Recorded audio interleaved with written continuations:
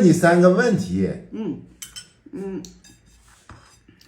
第一个问题，要把大象装冰箱，要分为几步？分为几步啊？几步就能把大象装在冰箱里？那个起码，哎呀，最起码的3步。啊，你说一下。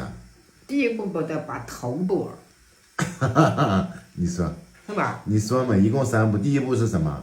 头部。第一步怎么？头，大象的头和那鼻子的一部分。啊，第2步呢？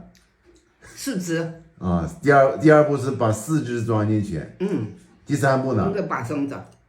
把身子，4肢和身子的意思是分开装的。那你大人，你这样叫你给我让他后面整咋整呀？我告诉你标准答案是什么啊？什么？第一步是打开冰箱门第2步是把冰箱不是大象装进去，第3步是把冰箱门关住。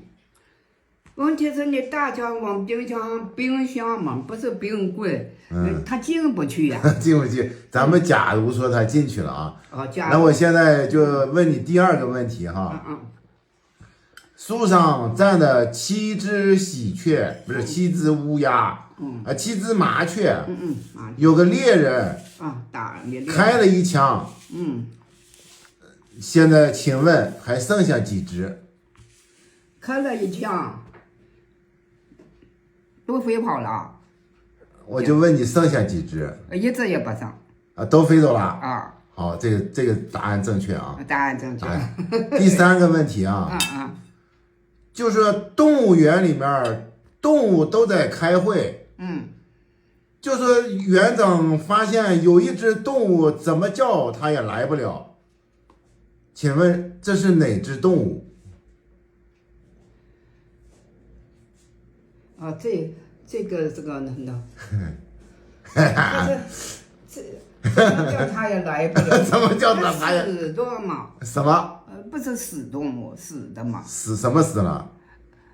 不管哪个东西，这是啥？不对。不对了，那我就不知道了。你再猜一猜吧。猜不出来嘛？哪个？那是走得慢的。走得慢的也没有。你再猜一猜。猜一猜。那怎么叫也来不了？怎么叫他也来不了？他来不了。来不了。那就是在空中飞的。飞的他也能叫，也来不了。那我猜不着了。我告诉你一下标准答案啊。标准答案是什么？大象来不了，因为大象在冰箱里呢。对。你看没考虑。大象在冰箱里呢。对的，人家把这3个问题连串一块儿。明白了吧？